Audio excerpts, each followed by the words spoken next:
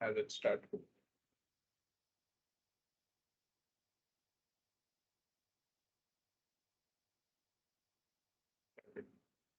So yeah, so just to repeat, in the last session we already set up the dev environment and set up using the uh, universal rendering pipeline URP and looked at what are the different setting changes with respect to Android and what are the different packages that are needed to be installed.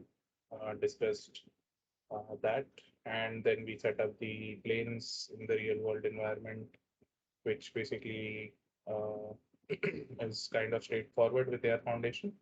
And then we performed a test for which we'll look into the code once again. And then we'll spawn objects, as you can see on your screen. Spawn objects would spawn two different kinds of objects, the car and the gift package, and both of them have different uh, mechanism. So the mechanism we'll not look into that much. We'll browse through the code because this is something that we have done multiple times now. And the mechanism for the car is basically that it is following the reticle wherever the reticle is pointing. And the mechanism for the gift package that you see is also kind of straightforward. It's basically it's spawning on random locations and destroying whenever you the car walks through it. So this can be converted to a game eventually with scoring and timing and all those things, right? With levels, different kind of levels by changing the terrain, like changing like it can be one can be a desert level, one can be a mountain level, one can be a forest level. So by changing what kind of plane you are spawning, you can create a complete game around this small uh, concept.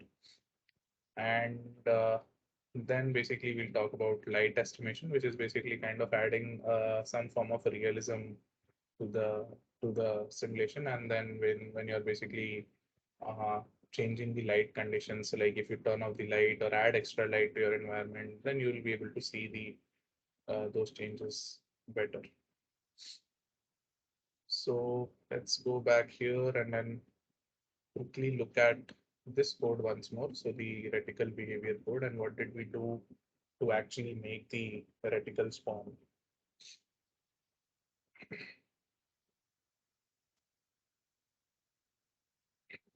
So this basically very straightforward things are happening. We have a recast manager which is going to continuously do recast, and because it is an update, so that is why we know that it is continuously doing it to continuously at each node.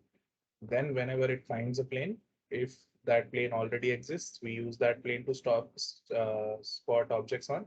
If that plane does not exist, then we change the plane from the list and basically uh, spawn the object on that. And wherever the wherever the hit object is able to find value, is basically it does it's not null, it has some plane that, or basically it will not have a plane, it will have a point, the hit will have a point at this moment. So at that point is where we are going to place the reticle.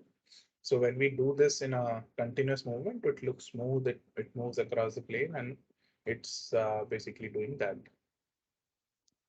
And then basically we can move on and look into spawning the car and the other things. So what we'll do is we'll create a new empty game object and we'll call this car spawner. And we already have the code for this, which is going to be the car manager. Yep.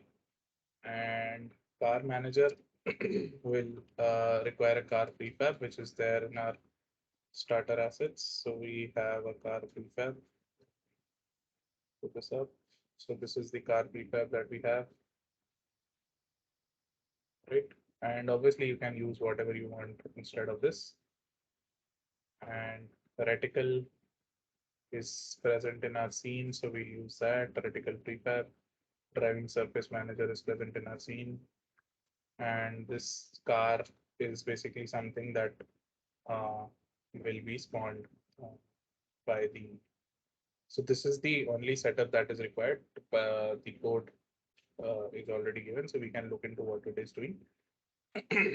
It's basically uh, it is taking three variables from us, and it is having a car behavior. So we have to define car behavior. No, I don't think so. It is taking car behavior somewhere else self. So yeah, so basically what it is doing is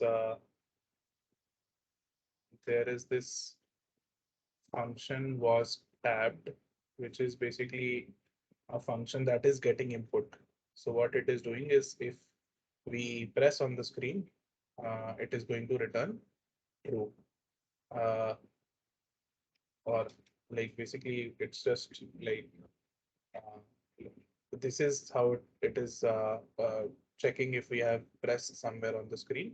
And if we have pressed, then basically we'll be able to place the object there. So it is getting that point in a sense.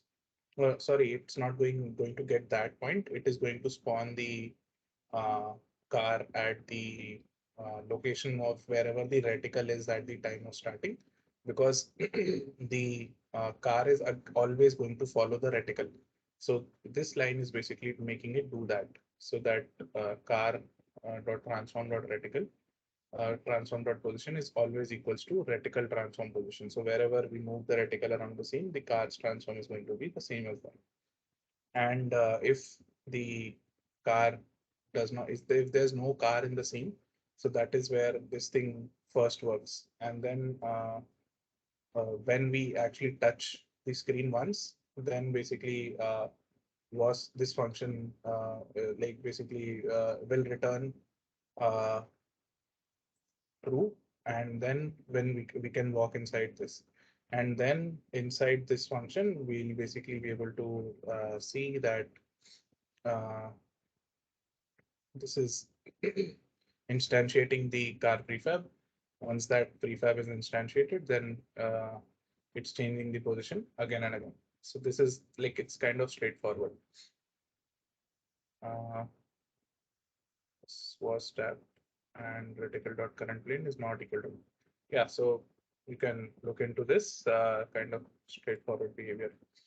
And once we go here, and one more thing is that if you install while installing the complete AR package, if you install the XR interaction toolkit or OpenXR, then it will change your input manager from the new old input system to the new input system. So for as you can see, the function that we are using here is the old input system. So for that, what you can do is go to build settings, player settings, and here you will have active input handling. So here you can do change it to both. Right now I don't need that because for I did not install any extra package, so my input system by default has not changed. So once I add this, if I go to play, I should not be getting any errors, and then I can move to building this. So let me show you what a build of this would look like.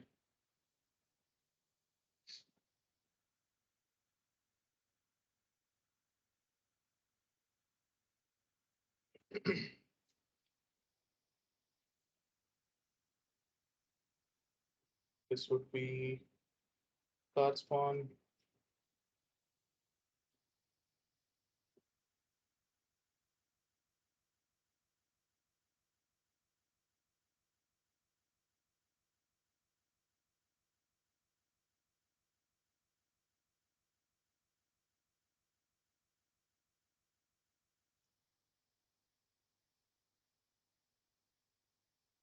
So this is like what we have implemented with the reticle. And if I press tap, like if I just tap on the screen, I have the car that is there. So based on how fast I move my reticle, the car will follow. So that's about the car.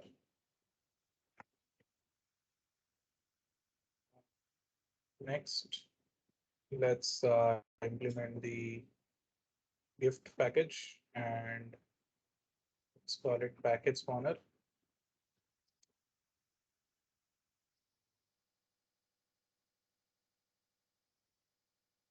So it it's called package spawner. So in this class again, we have to add the driving surface manager, which is available.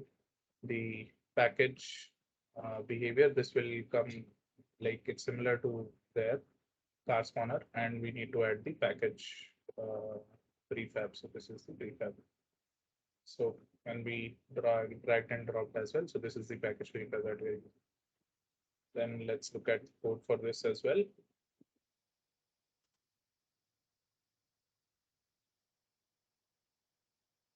And there's a random generation function here, which is basically uh, doing some random, like basically finding a random location, this whole function, and then just spawning at that location. Kind of straightforward. You can look into this. There's nothing uh, much that is going on here or specific to AR. Uh, that's it. So yeah, so it is actually finding the location on a AR plane. So this is basically when we click on so the spawn package has the AR plane, like it will be given the AR plane from the, I think, driving surface manager. Yeah. So driving surface manager has the plane on which the current interactions are happening. And once we get that plane, then we are basically finding the random location on that plane. So this is something interesting. And then basically, yeah, so that's it for the package manager. I don't want to discuss the exact mechanics of how that happens. Then let's look at installing that as well.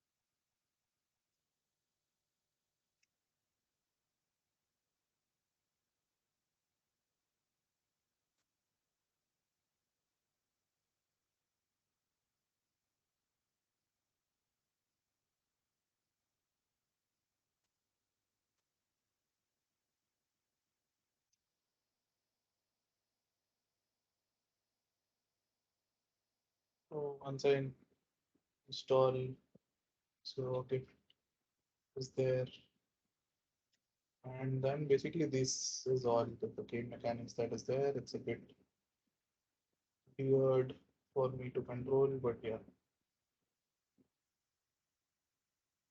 I'm looking at the car while controlling, while I should be looking at the vertical.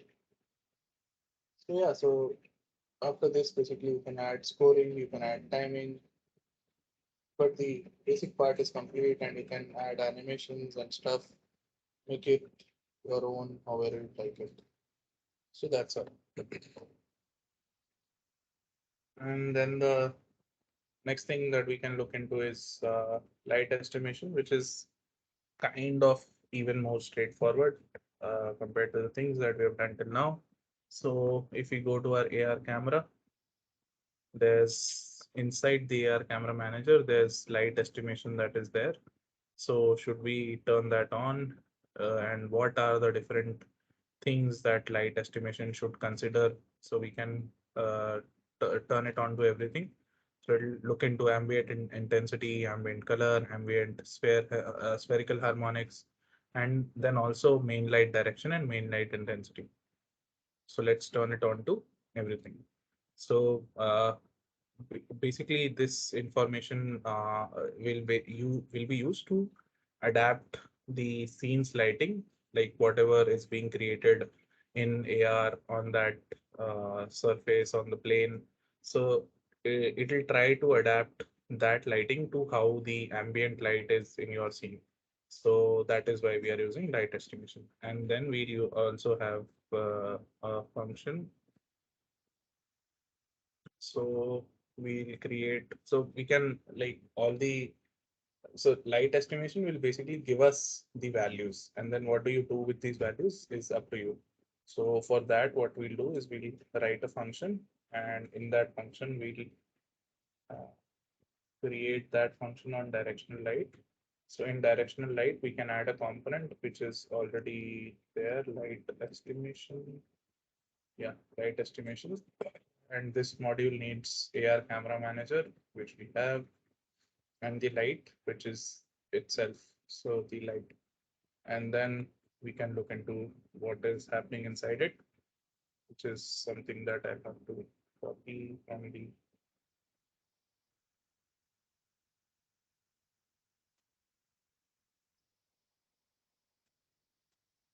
So these are the settings basically. Uh, what it is doing is getting the light estimation data, and based on the settings of the light estimation data, it will convert your intensity, color temperature, color, rotation, rotation of the main light.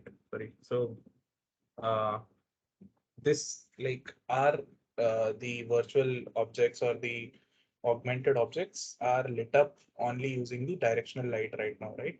So that is why what we are doing is taking the value from the scene and putting that on the directional light itself. So the light here is directional light, and we are changing all these values on top of that. And then we are also looking into rendering settings and changing the ambient mode to ambient skybox and ambient probe. Like, so these are like uh, trying to get the light estimation values from the spherical harmonics, which is basically like how your environment is set up spherically, like what is the complete 360-degree estimation of your environment, and like how it should look like if you are at the center, then what are the lighting estimates that are coming from everywhere. So that is what it is looking at, and basically that is what it is implementing in the rendering settings. So that's all, and that's all that's needed to be done here. And then basically you can go ahead and build. And once you build this one, you need to check out, like try and change your lighting settings in the real environment. So you can turn on lights, turn off lights, all those things, which I will not be able to do, but you will see clear difference in this one as is anyway.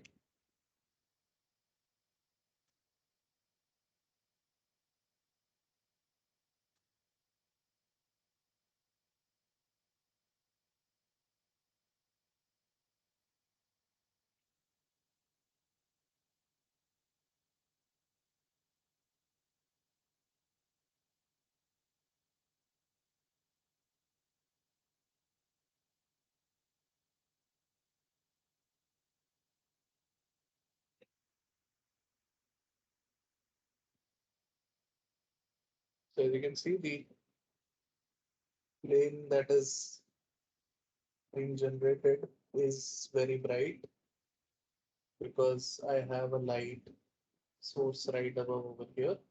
So whatever planes that will generate over here is basically, it is indicating that light is coming from there, right? So let me go ahead and add a car, everything.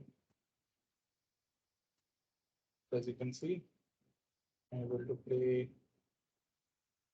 properly, and my scene is representing light how it would be if this thing was actually in this environment. So like this place is actually under a light source. So this is going to be very bright. So if I am coming to this area, I'm coming to a bit different area, then it's not that much light up. Let up. Try and generate more mesh. Think, yeah. So as you can see, in this area, it is a bit dark. So lighting is not that much. It takes a bit of time to actually get the plane properly set up. And as you can see, it is changing the light colors and like proper brightness extensively, right? So obviously you can play around with these settings, learn more on those lines, and uh, like try to understand how to optimize it best. But these are the bare minimum things that can be done. So that is all from the Unity AR perspective. And if there are any questions with respect to this, then we can talk about that. Otherwise, we'll move on to the next section. So, are there any questions on this?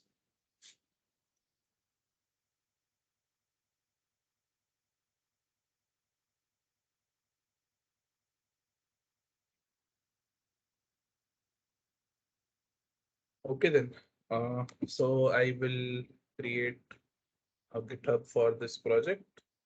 We'll share the link with you all, and hopefully you will be able to implement a better version of these things. So next we will be talking about Spark AR. So Spark AR is available from, it's a software from Facebook or Meta.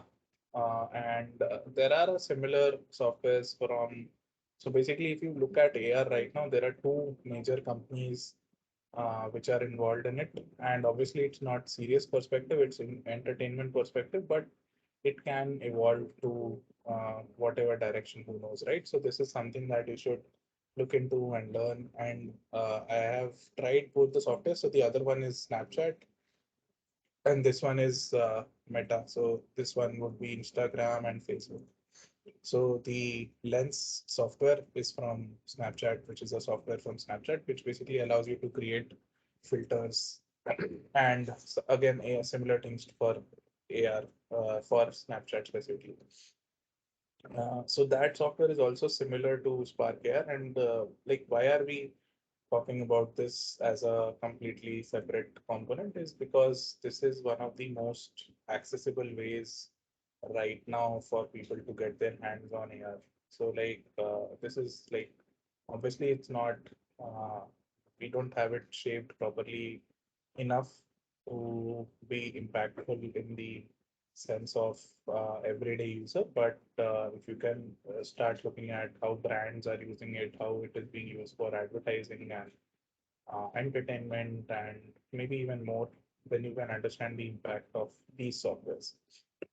Because one of the most uh, close things that XR is going to have in the future is going to be with respect to social media and social experiences.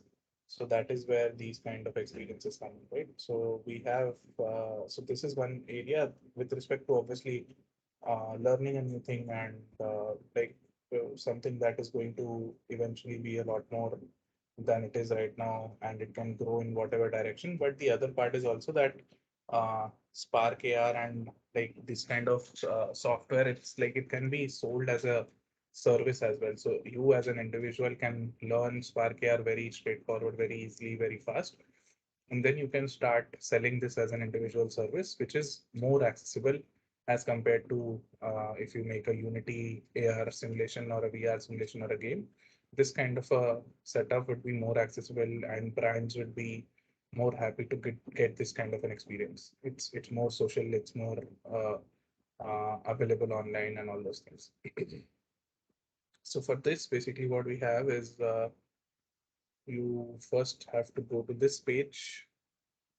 If you Google Metaspark Studio, you will be redirected to this page, and you first have to download the Metaspark Studio. So when once you click on this, it will download it for you, and along with this, it will also ask you to download iTunes. So iTunes is basically it is required if you want to test the device functionality, like test out whatever you are making here with your device. So that will be required for installing. So once you install this, it is available on all the platforms. Once you install this, sorry, the player. So this is the player that I was talking about. That for uh, this specific thing, the player, you will need to install iTunes on your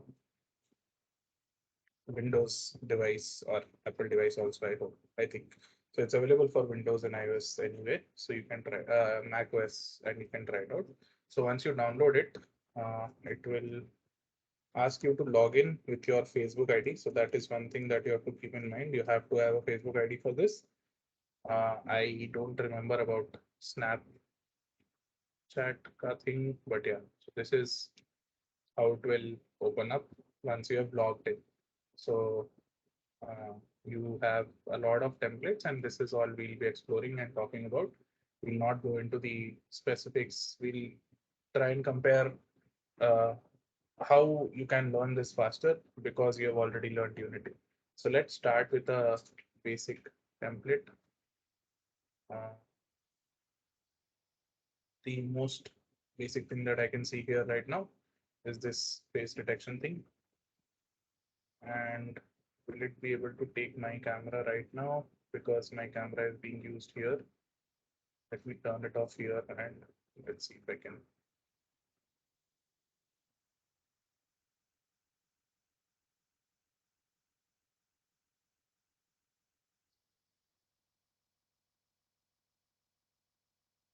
Just a second.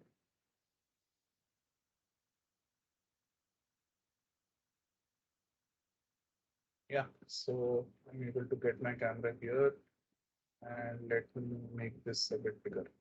So as you can see, like pretty straightforward, you get an like the interface that you get here in Spark AR is similar to what you would uh, get in Unity, right? As you can see, we have a scene view, which is this one, which is like comparing the analogy with what it is in Unity. Obviously, it's not exactly the same, but we have this viewport, which is your scene view, which we have this user sharing thing, which is your.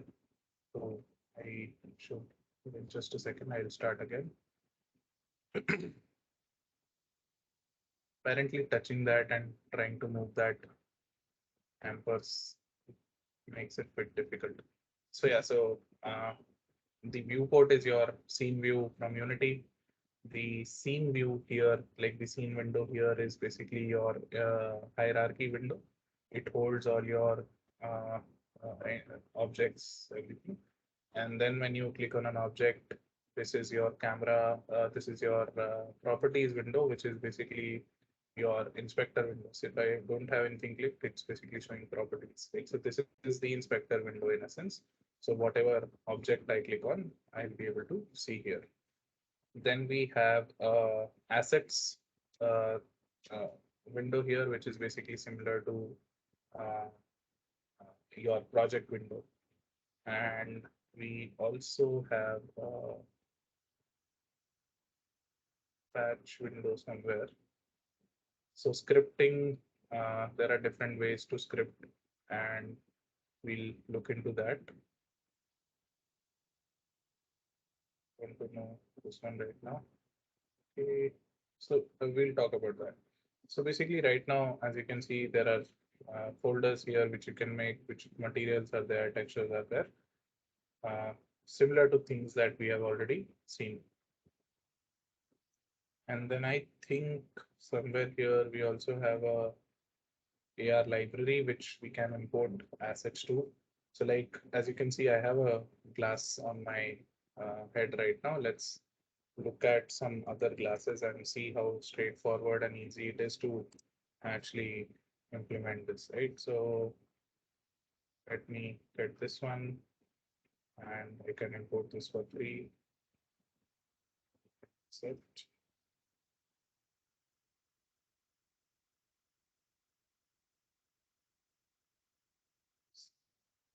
This doesn't take long.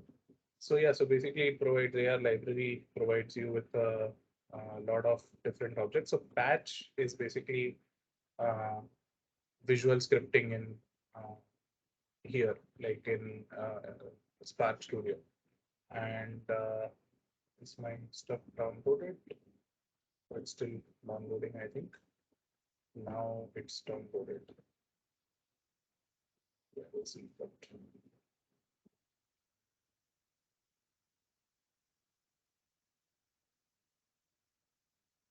I've downloaded. Now I can just use it here. Oh, we've got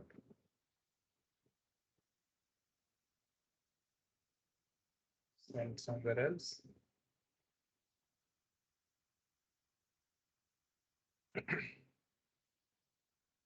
think I have to delete this one and then maybe change the scale 0.5, 0.5.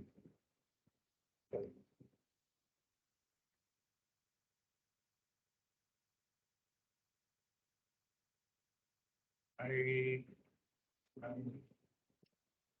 so yeah, so something like this basically, and then obviously it can detect the that where my head is. So there is a face tracker here, uh, and once I set the like, I think I will do this here. Change. So anyway, so like this is not important right now. So yeah, so as you can see, it's trying to detect my face and trying to bring it up wherever my face is, right? So basically simple, like it's kind of very straightforward. Like this is just a template. Obviously, there's a few steps that you'll have to learn, and then this is like the side view where oh, stopped.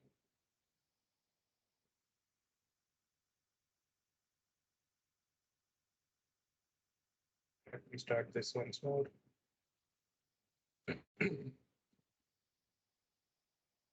There are a few new changes to this which I am not able to go on. So that is why that is. So anyway, so there are a few things on the side here as well. So we have a workspace, which is basically like if you want to see which screen you want to add. So there's a patch editor, which is this thing. So this is what scripting in this would look like. So as you can see, it's kind of visual scripting, which will once you understand it, it's kind of pretty straightforward, right? Like it has things like uh, function like multiply, subtract, like those things are available as is. They're just visually available instead of you writing those codes. So everything will be visually available. So it's similar to for people who have worked with Unreal would be easier, or even if you have worked with visual scripting is available in Unity also now using Bolt. So even if you've worked with that, that also is this will also be straightforward. And even if you haven't worked with all these things, then also it's kind of really intuitive and straightforward to understand, and you'll actually get it, understand all the things pretty soon. So workspace is there, and then we have the option to change the camera. So we can, like, as you can see right now, there's my face, but then we can have some simulations as well, which will basically be like some pre-recorded videos that are there. So you can have, depending upon the kind of scenario that you're trying to build, you can, so this is like a simulation for hand tracking stuff, so which we'll look into right now. And then there's pause, advance frame, and then stop. So if I stop, then everything will stop. I can restart, I can play, so everything will come back. So if I put back my camera, I think this is what happened. When I press stop, yeah. And then when I press play, my camera will come back. Yeah. So then I have an AR library, which we already looked at. We also can test on device. So we have two kind of, oh, my device is finally showing up. It was not showing up earlier. So this will give us an opportunity to talk about, sorry, uh, this software, which you'll need to install. And once this is installed, hopefully this works straightforward. So yeah, so this is how this will come, and then This will, like, you can test out how it is going to look, and you can kind of see what all the different things are happening here, right? So this is something to keep in mind. So the option to send to device is available here, and then you can also share to Instagram and Facebook Messenger, and then there's basically there's a bit of a different process to actually publish it, which is like they're very well explained it in their documentation. There are stuff like great documentation and a lot of different videos that explain it as well. So that is like for publishing. So I think testing out on Instagram and Facebook and Messenger is different.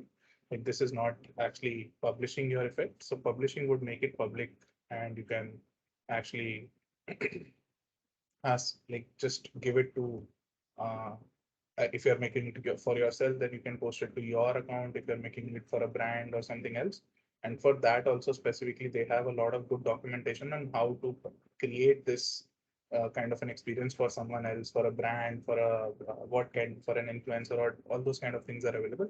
So this is like a very good tool to learn, and the important part is to learn those aspects as well, like how to drive business, how to get clients, how to create design documents. So those are parts of the documentation, and also some initial courses that are available on their website. So that is also there. Then we have project properties.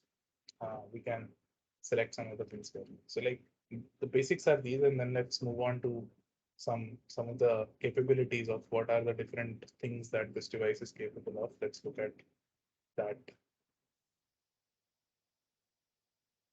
I don't think I'll be needing my phone now, so I can turn it off. So that was a very basic thing. And then background is also very basic, so I don't want to go there. Uh, I think let's try this out. So let's look into how this is actually happening, what are the different components, and what is actually happening in this. So this is like the effect that is happening. So it's kind of detecting a hand, and if it is able to detect two hands, it's creating a rainbow in between that. Right. So it's kind of a good effect. And then what is it actually doing is basically it has the device as the hierarchy is like such that the device comes first, and then after the device you'll have camera, and after the camera, like all the different setup, like this is default setup. Here is where you'll actually have those different things. So if the hand shows up, then uh, what, like if the hand shows up, then what should be implemented. If hand two shows up, then what should be implemented, and what should come between hands is like basically this. And as you see on the right side in the properties, if you see, is basically a lot of things are yellow. So what this means is that these values are basically being set up using the patch editor. So let me open the patch editor for this one, and let's go and see uh, what is actually happening. So what it is doing is basically it's first finding the hand, and it is there are two variables, as you can see. Like it's very intuitive to learn this, right? Or to understand this, that basically you have a hand finder and you have hands and count. So if the count is first number is so I don't understand the logic right now, but it's trying to check, I think, if it equals what is the what is it equaling to? Is it uh, 0 or 2, right? So that is what is happening here. Then basically there are for both hands, it is trying to implement the same thing. So the logic that is here and the logic that is here is the same. It's getting the hand, it is getting the hand bounding box, and then instantiating something on top of that bounding box. And then there must be some script somewhere which is basically checking the location of the hands and then destroying this rainbow thingy as well. So that's pretty much it that is happening in this one.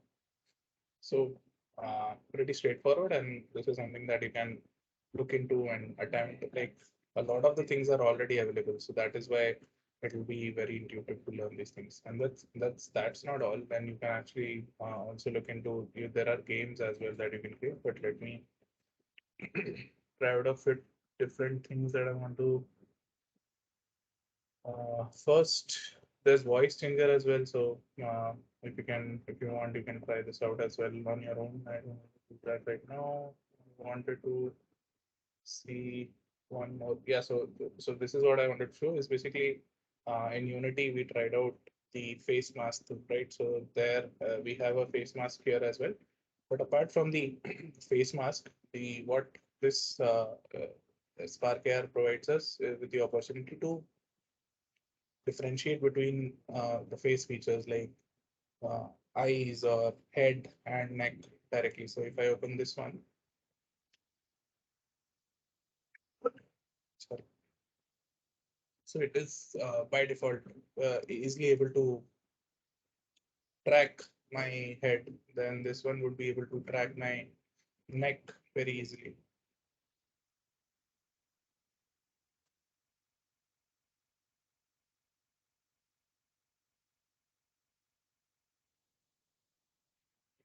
So, so yeah, so this is basically like the idea is that a lot of templates are easily available. A lot of things are straightforward. The scripting is visual. So those things are directly available. So templates, obviously, you can try it out everything. Then let me just do one final thing, and then we can call it a day. So there are there are ways to basically create games as well. If you've been up on Instagram, you can see that this kind of games are there as well, right? So we restart this.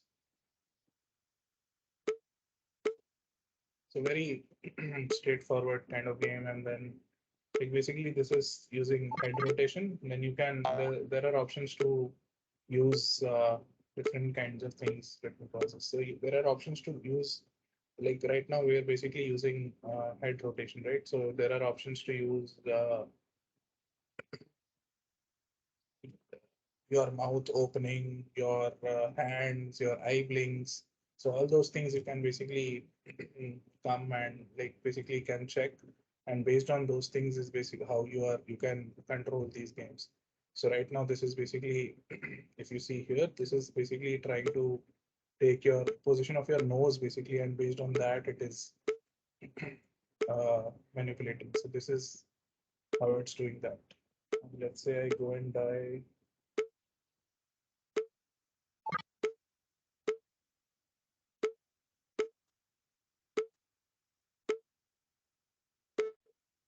Not able to buy it. So anyway, so yeah, so this is all uh, from Spark AR. I just wanted to introduce this a bit, and like this is so straightforward. And one thing that I missed, let me just go back quickly and in any of the scenes is basic. There are like if you have seen Instagram now, if you call someone from Instagram, there are a few uh, different things now that you can like you can also use it. I think though this one doesn't work. I opened the exact wrong one for the kind of experience that I wanted to show. I think let me go with the most basic one only. So if you call someone up on Instagram or Facebook, there basically there also you can use these filter effects. So you have this kind of setup as well, where you can basically test out how this is going to look like for the uh, all the kind of interactions that you're implementing it for. So it's not just for filters on Instagram, it is also for creating things on video call as well. So yeah, that's the last thing. And it's again in video call also, it's not just for like filters. There are interactions that are possible. There are games that are possible. There's competition also that is possible between two people. using these games. So the possibilities are just endless, and this kind of thing is just starting right now. So this is where I leave you, and this is where you can come and try it out and explore these kind of things. So that's all from my side for today and the end of AR. From the next sessions, we'll look into VR and finally end on that. Is there any questions? No, sir, but I have to like it's we haven't done this for a while, but I would request everyone to turn on their cameras for a picture, please. I've been forgetting that for a while. Oh, no, just